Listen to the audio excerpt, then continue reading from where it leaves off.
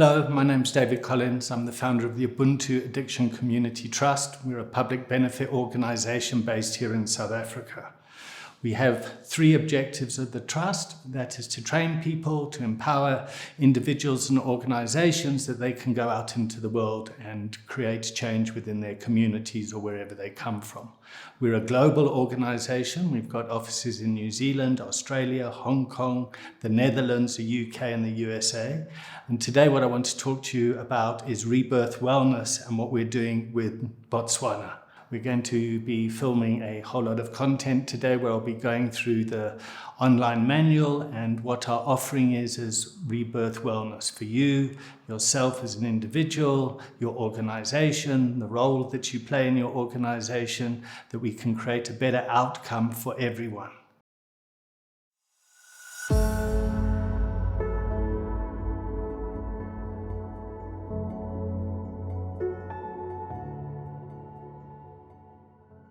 Hi, so what I want to talk to you about is the symbols that we use within our organization. And the reason that we use symbols is that they can translate into any language. So you can be in the desert, you could draw a symbol in the sand, and you could sit around and talk about it. Now, the first symbol I want to talk about is the headphones. And the reason we use headphones is so we can listen. Are we listening? The second symbol looks like a pair of glasses. Can we see where we're going? Can we see where the client is going? And what's happening as they grow and move along the wellness continuum.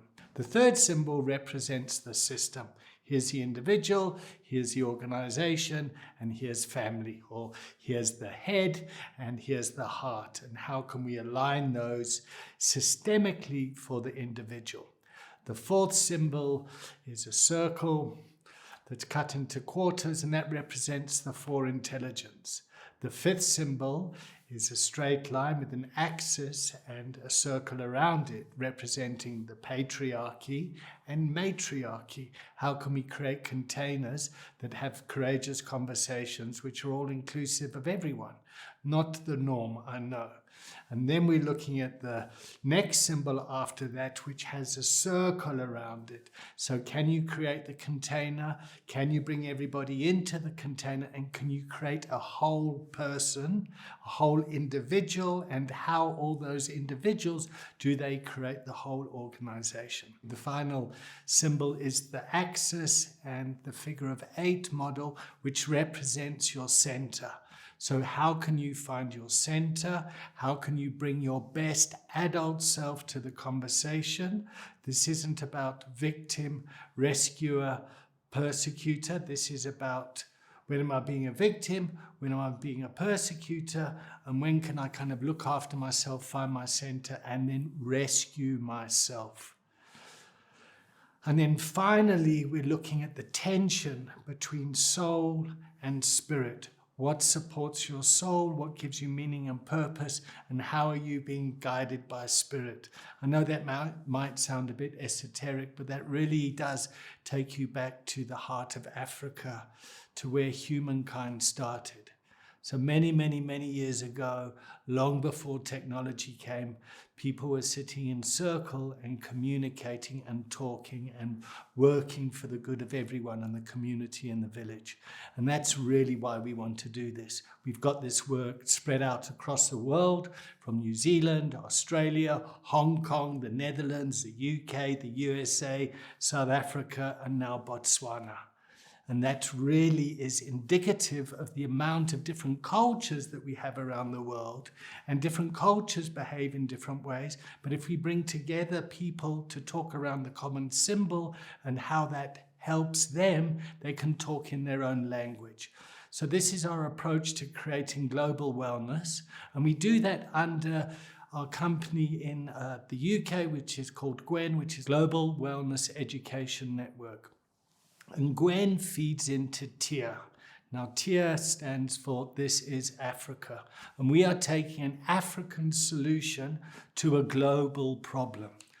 We know Western thinking and we know Eastern thinking. What we're bringing into this is the spirit of Africa and the spirit of Ubuntu. We are going back to our roots. We want you to rebirth and start again, reset, restart, rejuvenate.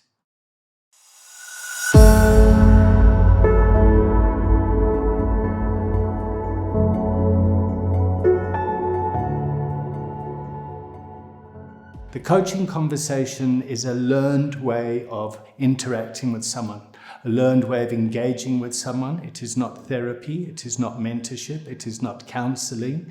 It is a coaching skill that uses a structured framework to help guide the conversation for you and your coachee or your participant, and how you can co-create solutions to the problems that you face within yourself, your life, your organization, or the very many various roles that you carry.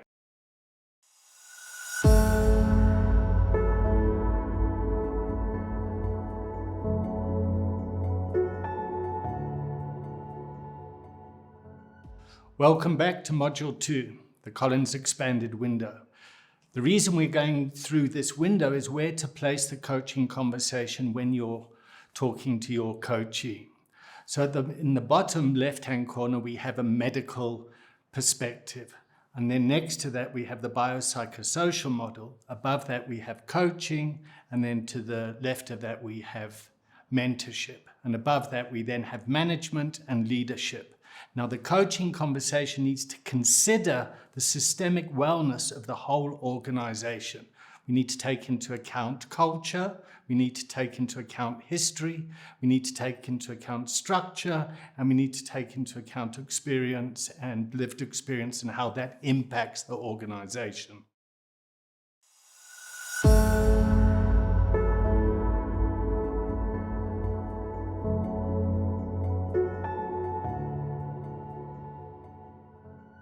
Welcome back to Module 3, Substance Use, Co-occurring Disorders, Addiction, and Mental Health in General. So in this module, we want to place the coaching conversation and where it's appropriate. In organizations, you can get a lot of use, whether that's alcohol use, bad food, cell phones, whatever the addictive behavior is, it can have an impact on the organization. And we're looking to create systemic wellness within the organization. And to do that, we need to have an understanding of how someone can deteriorate and progress down into a place of unwellness, which impacts the organization. So what the coach needs to be able to do is to place the conversation. Is this conversation helping someone increase their performance and manage their stress? Or does this person need to take responsibility for an underlying issue which is causing the stress in the first place? And this is one of the challenges that organizations face, is they don't have the skill set how to confront the problem. People feel uncomfortable about it. So often the coaching conversation needs to be a courageous intervention to get a specific systemic output that's suitable for you, the individual, and the organization as a whole, creating systemic wellness. That doesn't mean there isn't going to be stress within the organization, but what we're looking to do is to create the skill set to take that stress on and to channel it towards the goals of the organization and the mental well-being of everyone within the organization. You want to create an organization that is resilient in today's environment. The impact of COVID, isolation, the way that the corporate has ended up in the home kitchen. There's been a mishmash of boundaries. All the roles have changed. So the coaching conversation essentially brings clarity to the chaos that's happening within your organization in these very difficult times.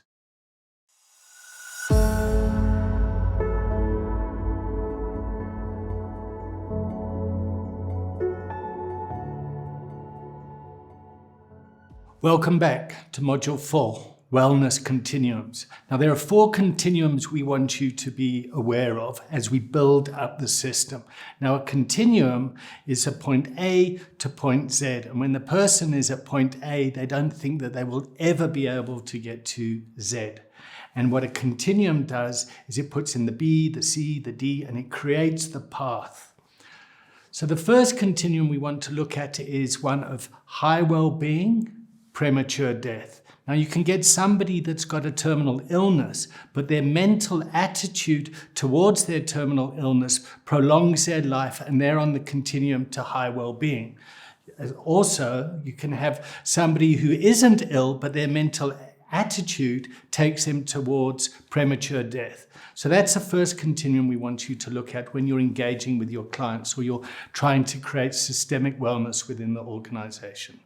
The second continuum is as people descend from a place of adversity going down into the madness. As people get consumed by the crisis, chaos, and conflict that's happening in the organization, the individual that's bringing adversity to the organization and how that impacts teams and individuals within the organization, that's the other continuum we want to look at. The next continuum is how do we provide support? How do we engage? How do we confront? And how do we move the system or the individual from a place of adverse behavior to harm reduction to a place of wellness for the organization and all the various role players? The fourth continuum is one of interpersonal relationships, and the way that I interact with you. Is that relationship in erring on the side of codependency, or am I really aloof and independent and not communicating? And what we're looking to do is to bring communication that creates interdependence, which sits in the place of adult to adult communication. We want to move away from the parent-child type relationship. We want to bring maturity into the organization, emotional maturity, and where people have adult to adult conversations, which are suitable for everyone.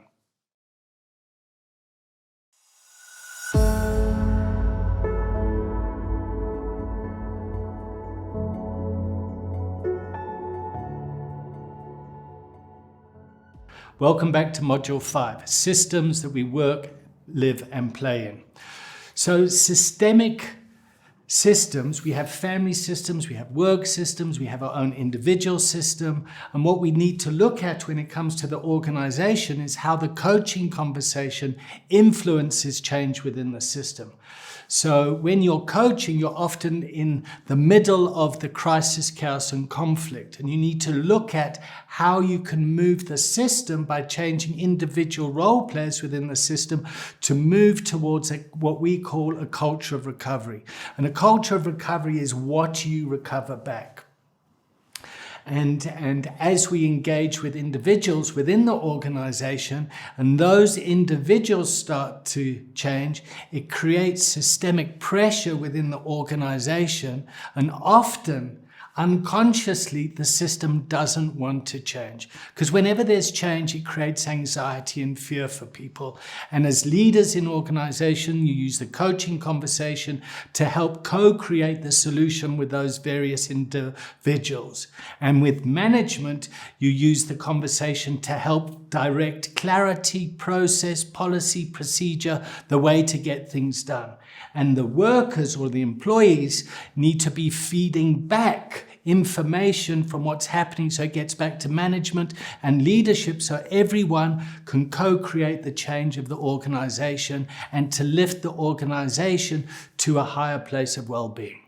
Systemic thinking is very important, and people can get very narrow-minded in their thinking. And as you start to open people's thinking up, it can create a lot of anxiety. So what you need to be able to do is to be comfortable sitting, listening to somebody else's anxiety and stress, and not to take that on. So we're looking to create skill sets where you can manage clear boundaries. And to do that, we need to start to get in touch with some of our emotional intelligence. And the one feeling that we really need to get comfortable with is anger. Now, a lot of people feel uncomfortable expressing anger. Some people like expressing it in a violent way, or other people can express it in a submissive way and bottle it up. And because of that inability to express it in a healthy way within the organization, we need our coaches to be comfortable with that and then to teach individuals in the organization how to express that in an appropriate way. And you can imagine what that's like with the complexities of the various different cultures that we have around the world. We have first world culture, we have third world culture. So multinationals need to be able to adapt in different areas. So an organization might have the same goal, but each community that the organization is in has different cultural challenges that we need to take into consideration. So here in Africa, anger has been used in a very violent way that has caused a lot of historical trauma, and that is not going to go away. We need to create the skill set to have courageous conversations which affect change.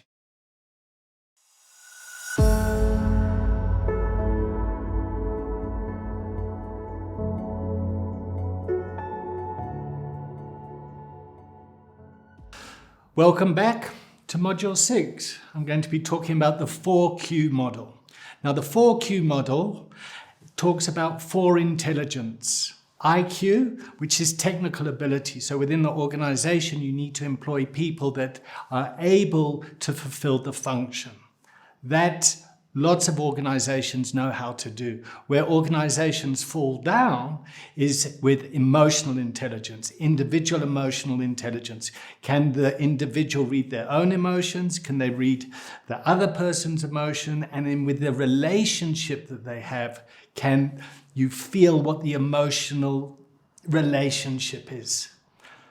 The third intelligence is spiritual intelligence. And I'm not talking about a faith-based, religious-based intelligence. I'm talking about spiritual principles that run through any culture, regardless of the religion. So if you're an honest atheist, you still know how to practice honesty. You have the ability to self-reflect honestly with yourself, and you're able to communicate that to the other people that you engage in. And then you can have an honest conversation.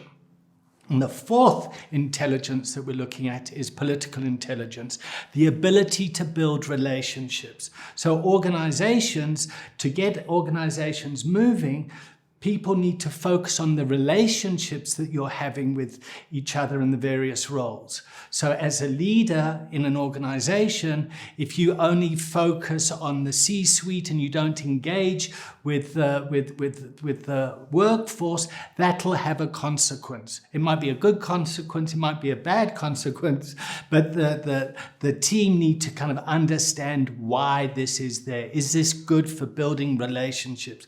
And in today's interconnected world, even like the banks need to speak to the supermarkets, which need to be able to speak to the online service providers. All systems are becoming more and more interconnected. So it's really important that we look at things with these 4 intelligence. And unfortunately, when organizations don't take that into place, you get bureaucratic dysfunction where people just follow a process, they don't think for themselves, and they'll carry on a process that actually adds no organizational value. And what it does is it actually drains the emotional intelligence of the organization, which brings down the whole well-being of the teams and the organization and your tribe.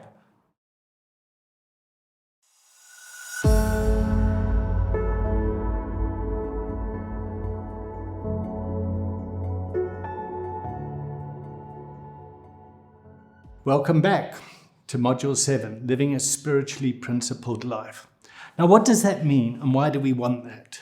So what we're looking to do is we spoke about spiritual principles, and the spiritual principles that, just to rattle some off the top of my head, are honesty, faith, courage, open-mindedness, willingness, forgiveness, acceptance, trust. And what we're looking to do is to integrate those principles in the way that we engage with ourselves and others, so that we can bring our authentic selves to the roles that we have within ourselves, within our families, with our colleagues, within the organizations that we work with. Why? The reason we want to do that is because it builds trust. If we can bring our authentic self in an emotionally intelligent way to the relationships we have with those people around us, It creates a solution that everyone wants to engage in. I can trust you and you can trust me because I'm bringing my authentic, vulnerable self to the conversation. However, I'm able to manage my own vulnerability, and you have the intelligence and the skill set to witness me and to let me be and to trust that I can look after my own wellness. And you'll most probably start noticing this as we've been going along in the classes and you've been interacting and using these tools in your life. So why don't you let us know how your life has started to change and the relationships around you as you've started practicing the coaching conversation.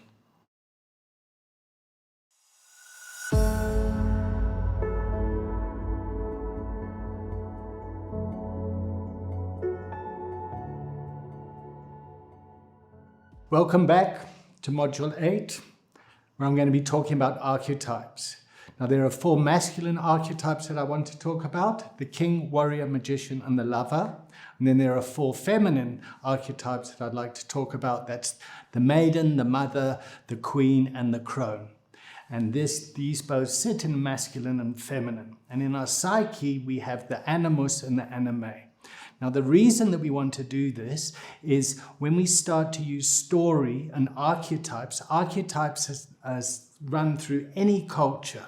You can have a Zulu warrior, you can have a samurai warrior, you can have a Scottish warrior in his kilt. But we all know what a warrior is. And a warrior's job is to protect the village, to go out and hunt. And the warrior sits in the quadrant of the emotion of anger. Now, if we look at this from the feminine side, if you consider a lioness, and when somebody wants to injure the lioness's cubs, you will experience that warrior energy. So now if we step back and look at the organization, we need to see where are the warriors, where's the sovereign energy, where's the creative energy with the magicians and the crones, and where's the compassion and the lover energy. And of course, we need to consider the individual first and how they're showing up. And the reason that we want to do that is there are 5 core emotions that we're looking at here. The first one is guilt and shame. We do not want people responding from a place of guilt and shame. We want them to be able to respond intelligently with anger, which is in the present, how I'm showing up in the present.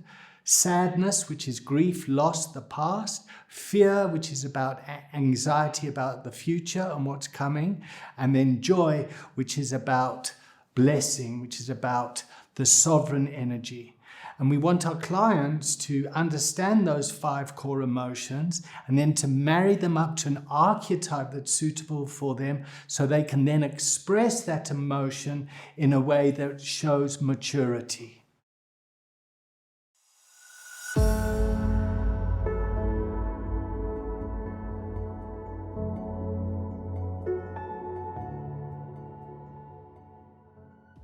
Module 9, connecting with purpose. So a lot of organizations, they talk about the bottom line driving for profit. Now, a lot of leaders are under pressure to address sustainability, and they talk about the 3 Ps: people, planet, and profit. And organizations that are coming out of the industrial age are very focused on the bottom line. And there really needs to be a systemic change within organizations. Organizations are getting pressure from shareholders, they're getting pressure from the public, they're getting pressure, internal pressure from people that work within organizations. And with the pandemic coming to an end, people are kind of thinking, why would I want to work here like I used to in the olden days, before the panic? So I want to really speak to sustainability, want to speak to the 3 Ps, people, planet, and then profit, which is difficult. Now, a lot of organizations make the mistake where they'll send an executive off for coaching or something, and the coach will talk to them about meaning and purpose for the individual. What systemic coaches do is they align the individual's purpose with the organization's purpose. And the reason that you want to do that is if the organization fulfills the individual's purpose, the individual will want to stay within the organization and bring their energy and well-being to the organization. So that's the first thing we need to consider. So as you keep going through the material, start to think how your individual purpose is aligned with the organization's purpose and the organizational's values, how they reflect back to you as an individual and your own values. And then we want to get aligned so the organizational values can be mirrored and demonstrated by the individuals within the organization, so you create a culture. So this is where we use coaching. Leaders and management use coaching as a skill set to develop culture within the organization. Now, you would have done a lot of this work now, and you will start to see and get an idea as you kind of open up to your organizational culture where there are gaps and where you can use coaching as a systemic intervention to start to influence the culture of your organization.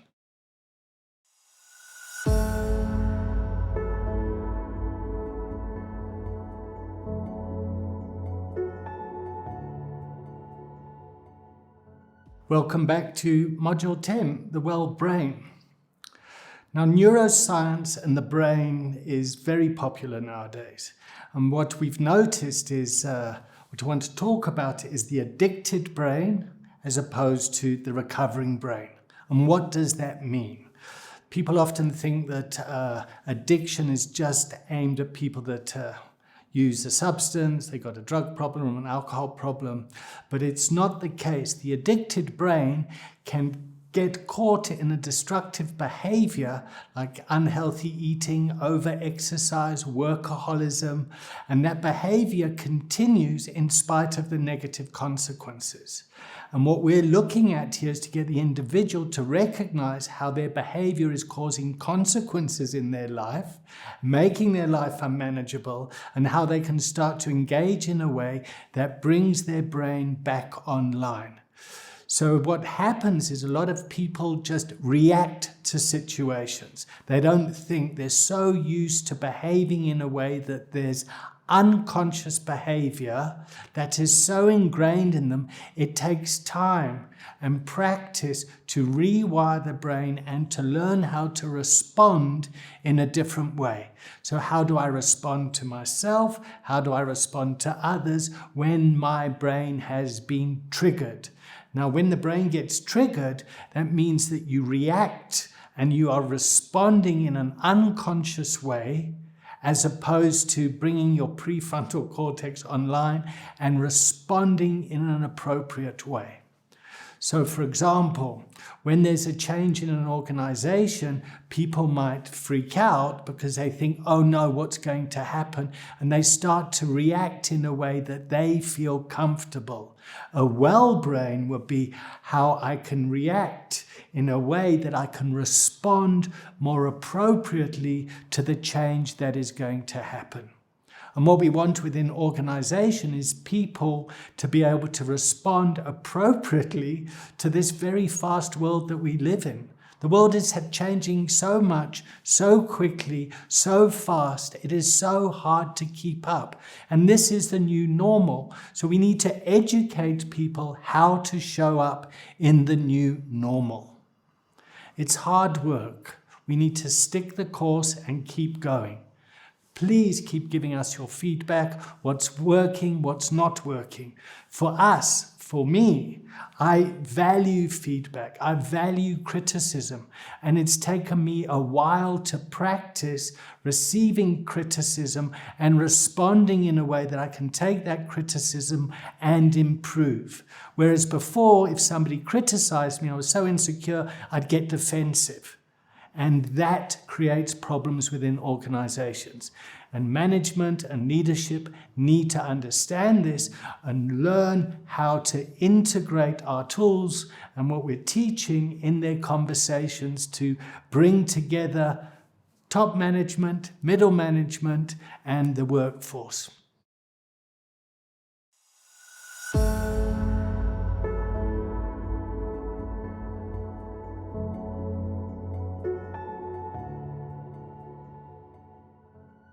Welcome back. Welcome to Module 11. How does it feel to be triggered?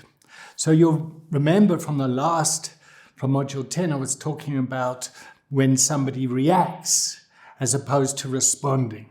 So the first thing we want to check here is, have you recognized in your life where you're getting triggered? How have you been primed? And what are the things that's going to be said that's going to trigger you? So for example, for me, when somebody calls me stupid, it triggers me and I often react because I've got a whole lot of traumatic past that influences me from my school days being called stupid. So when I get triggered like that, I need to be able to communicate how I've been triggered, to bring myself back online so I can build relationship with somebody else.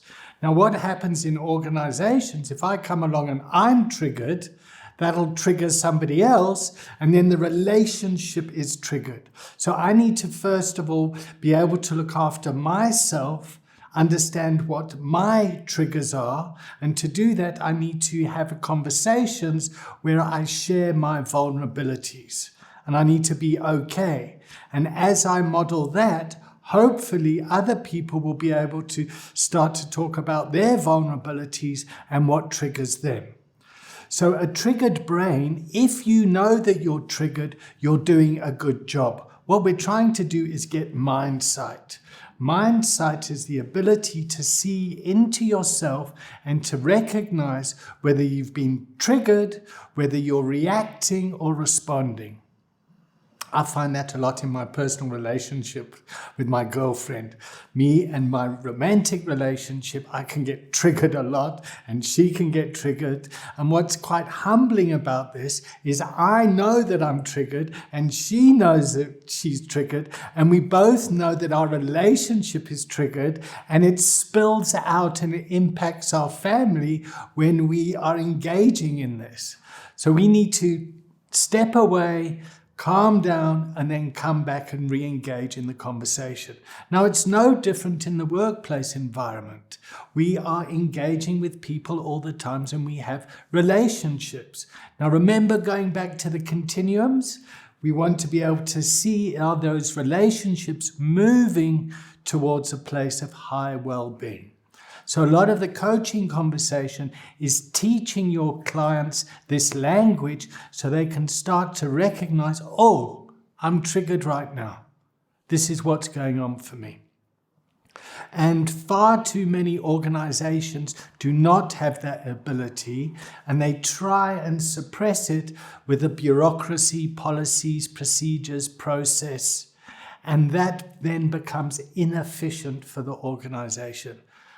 So in the next week, we want to invite you to look at what are the triggers for you personally and how are you triggered within your organization. Receiving an email at 4 o'clock on a Friday afternoon, that would trigger me, especially if it was a pointless email that had been CC'd to my boss. So we need to start to look at where this dysfunctional behavior is happening within the organization, and you guys that are leading the organization and that are responsible for developing the culture are on board and understand this.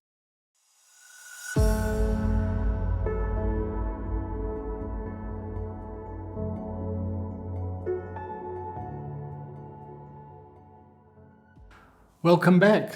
Module 12, Developing Mindsight and Mindfulness.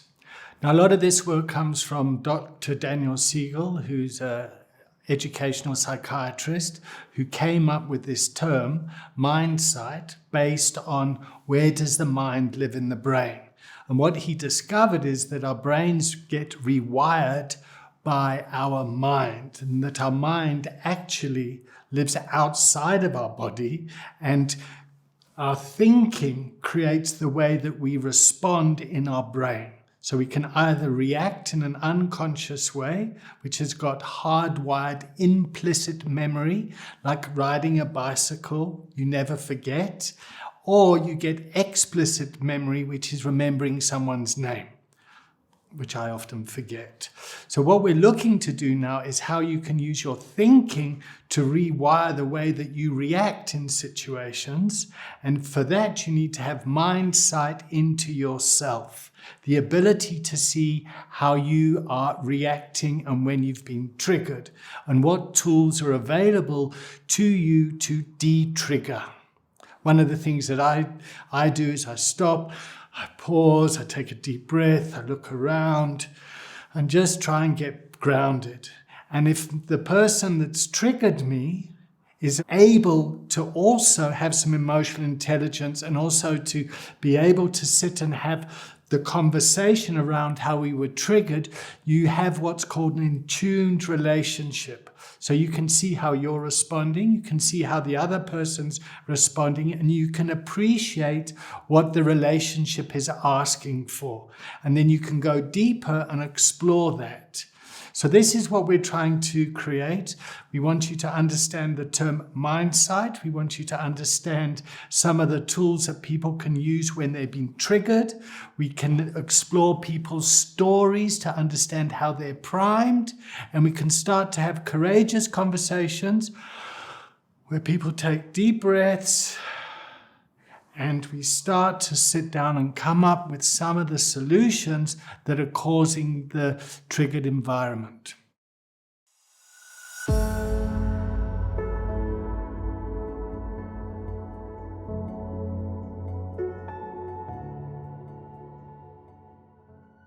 Welcome back to Module 13, Using Tools to Stay Present. So hopefully now you'll be able to recognize when you've been triggered. And one of the tools that we want you to understand or know about is David Rock's SCARF model. And David Rock talks about when people are triggered, there are 5 things that are going on for them. 1, their status is under threat. So I'm going through a divorce. I'm no longer going to be a married man. I'm going to be a divorced man. And how does that personal matter that's happening at home impact the way that I'm showing up at work? So my status is under threat. The second one is certainty. People need to know what's going to happen. And in today's world, there's so much uncertainty. People need to be okay how to live with uncertainty. The third thing is autonomy. People don't like being told what to do. People like to have autonomy to be able to do what they want to do and to fulfill that role. And so many organizations have come from a command, control, tell paradigm that people are so used to being told what to do, they forgot how to think. And they go and they do the same processes with a sense of resentment that isn't productive. Yeah, it's not a healthy environment for everyone. Yeah. The fourth thing is relatedness. People need to understand why they're doing something. If you explain to someone why this is happening and they relate to it, they can often engage. But often what leaders do in organization is they say, do it because I tell you to. I'm the boss, you must do it. And that really does not help in creating a healthy workplace culture. And finally, the F is for fairness. People want to be treated fairly, and people want other people to be treated fairly. And there's nothing worse when there's someone in the organization is being treated unfairly, and people watch and see that happening. They don't know how to engage and bring fairness. So that's the first acronym, SCARF: status, certainty, autonomy, relatedness, and fairness. And when you speak to someone about that that's triggered, when you go through that, you will see that they come back online and they go, yeah, no, I am really scared. My future's uncertain. I'm getting divorced. I couldn't decide it myself. I had no autonomy in it. My wife decided that it was over. I couldn't understand why, and it feels very unfair. And maybe that's been because I've been in a state of denial about how I haven't been able to show up in the relationship. But that's another story. We're focusing here on employee wellness and employee well-being within your organization, because home life happens and people bring their home life to the workplace environment. So the organization needs to start creating a culture where it's okay to talk about this stuff. Life is happening far too fast nowadays. You cannot plan for certainty. People need to learn how to live with uncertainty. Like those hardy darts that are just going off, we're trying to record something here, and then all of a sudden the hardy darts come on. And as a leader, I've got to adjust and stay on track. Yes, there they're going again. Thank you for your contribution there. So, moving along to the next tool. The next tool is HALTs. Hungry, angry, lonely, tired. And often when people get triggered, easily triggered, underneath it, those hardy-dars are persistent, aren't they? Underneath the HALTs is if the person can maybe address some of those things.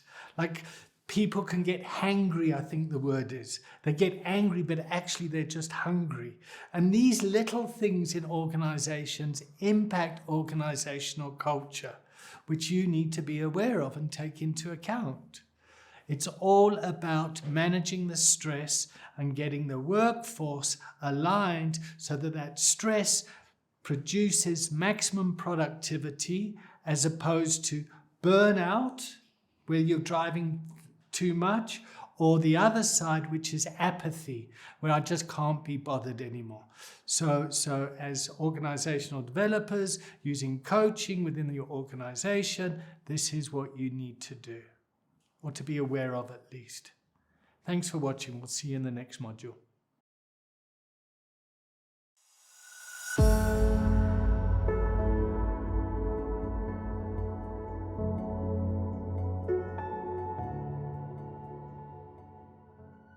Welcome back, Module 14, Trauma and Resilience. So first of all, let's define what trauma is. Trauma is, simply put, when you're overwhelmed. Too much, too soon, too quick. So that's a traumatic event. Your body is overwhelmed. Post-traumatic stress disorder basically means post, after the traumatic event. Stress is what happens to the body when you remember it, and disorder is the way that you respond to it. Now, a lot of people in organizations are coming from a very traumatic background. We've just been through COVID. Lots of families have lost someone. There's been trauma within that family, and these people are expected to go back to the workplace environment. How are we going to deal with this? How are we going to deal with a workforce that has gone through this COVID, that has been completely traumatized, and now the workplace environment hasn't got the skill set to manage it and support its clients? So what we're doing here is we're using coaching to help teach the tools, to help people have collaborative conversations that sit in a place of wellness, that are able to address the traumatic event to create resilience.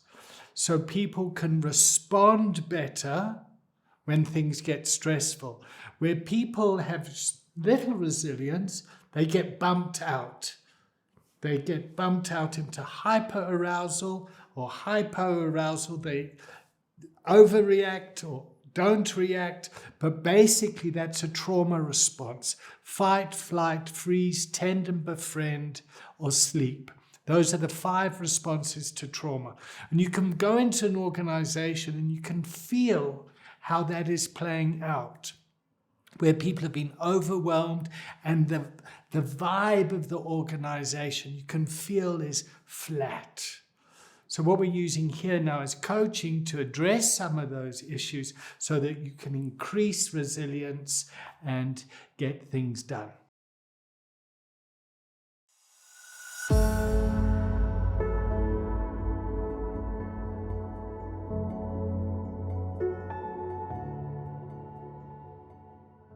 Welcome back to Module 15, Roles and Goals. So my name is David Collins and I've got many roles.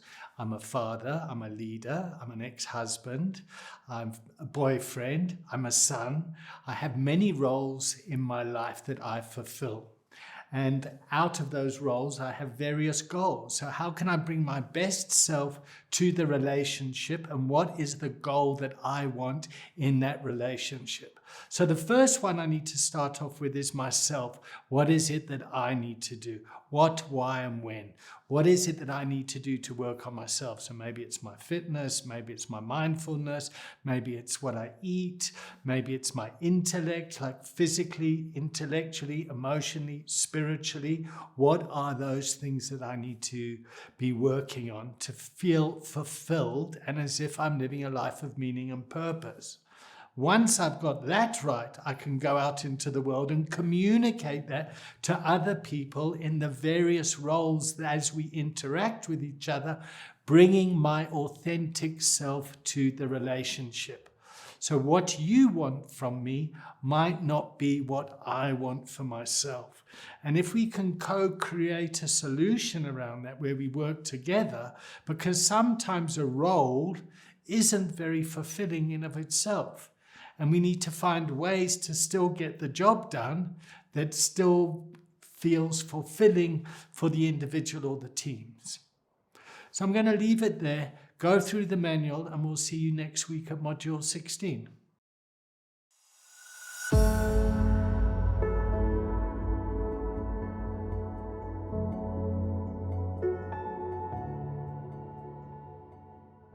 Welcome back to Module 16. Now this is a difficult one for me personally.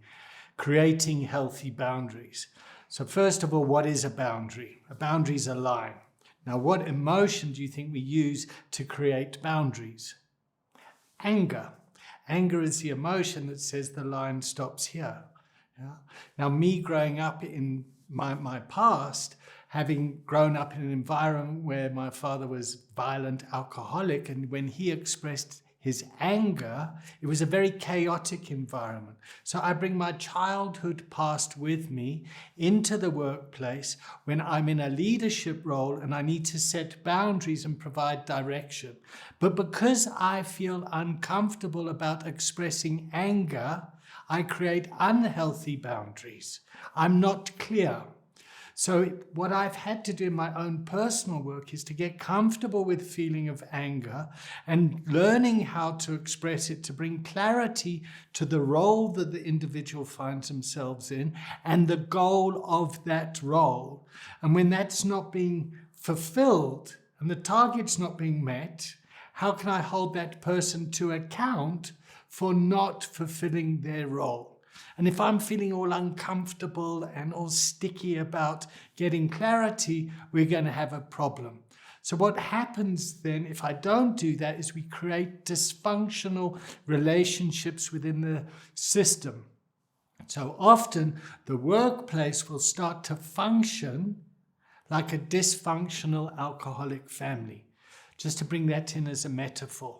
So what we need to be able to do is get clarity of roles and the goals of the organization. So what's your goal of doing this training? What's your goal of using coaching to create a better life for yourself and your organization and the many roles that you have? We'll look at that next week.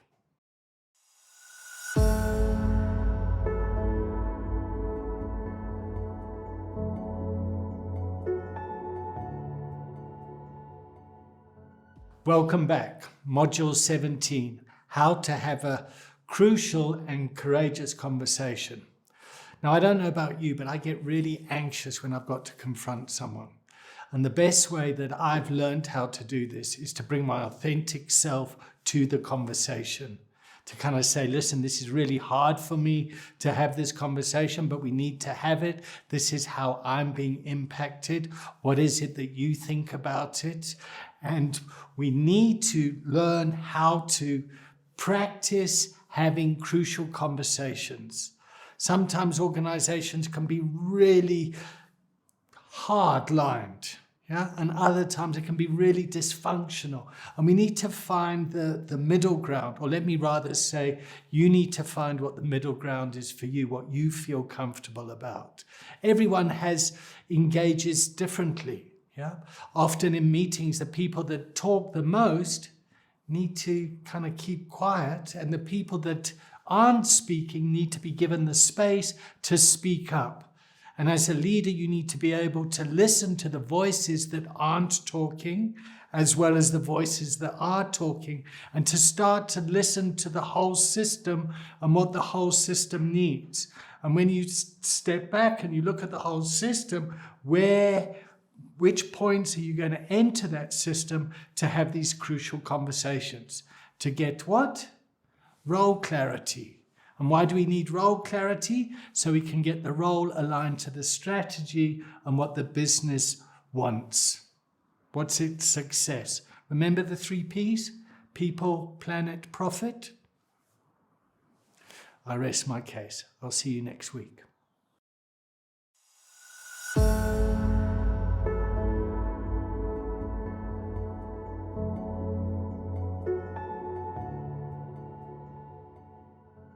Welcome back to Module 18, Goal Setting Your Way to Wellness. So you can have your personal goals around your own physical stuff that you want to set for yourself. And then you've got the organizational goals that you might want to set for yourself in your role. And then you might have goals that you want to set for other people within the organization and their roles. And that's when you come up with words like KPIs, key performance indicators. And to be quite honest, from my personal experience, those type of goal settings don't work unless the individual has bought into it.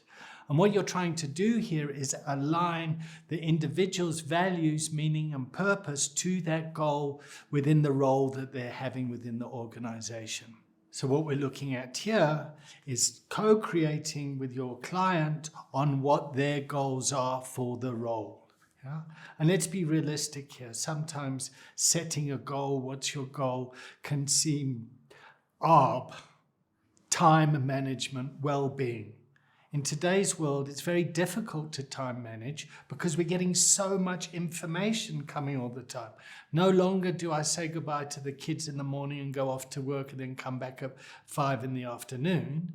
While I'm at work, I'm getting information all the time from the children, from the family, while I'm trying to fulfill my role at work. And when I'm at home with the family, I'm getting information from the work about my role at work. And they often clash, which then can create stress and unhappiness. And we've got to create the reality that that stress isn't going to go away, but much rather, how can we embody that stress and come up with goals for the role and for us that are aligned with ourselves as individuals? I hope that made sense to you.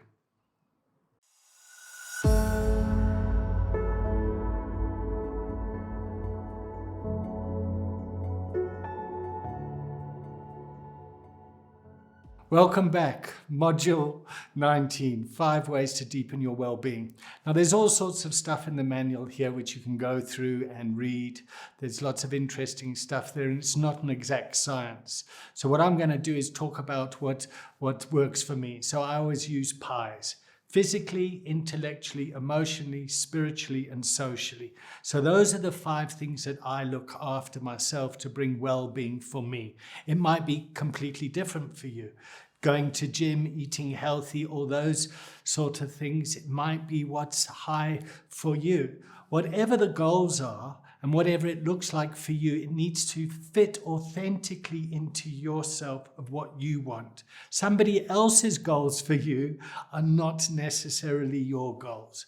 So this is something to think about, to have conversations with your clients and just find out what it is that they fit into. It's no longer just task orientated. I need you to output this much work by this time. People's hearts need to be bought into it. So remember the 4 intelligences: technical ability, emotional ability, spiritual ability, and political ability to build relationships with others and their roles and goals. And unless that individual takes responsibility for their own individual well-being, you're going to have a problem. So this is, as we're coming to the end of the training and the modules, we're going to start talking about various case management and clients that you've been engaging with, and what do you do when a client doesn't want to move, doesn't want to shift? How are you going to handle that? How are you going to handle the confrontation? Not everybody in your organization is the right person for the organization. Sometimes people are just kind of hanging around because they're too scared or lazy or comfortable complaining in their role. And you need to go in there and do an intervention. Because to go there every day and to watch this person behave in a dysfunctional way impacts the team. So remember, systemically, how are you looking? What are the goals for your organization? It takes time. It takes time to deliberate, to go off with other teams, and you've been working on yourself one-on-one, and you've been working in teams, and we've been working over the 6-month period. Those of you that came on the safari and had the 10-day intensive have done exactly the same work.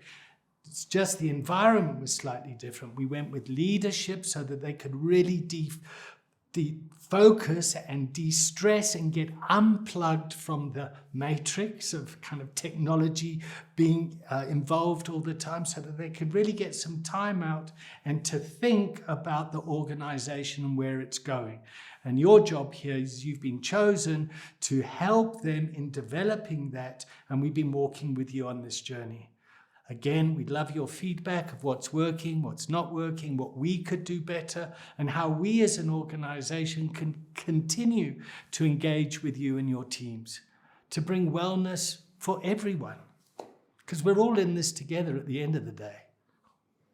Thank you so much for watching. Look out for the bonus lectures, the master classes. This is really just the beginning of your rebirth journey. We hope you've got a good foundation here, and we hope that this has been able to help you in all your various roles in your life. And most of all,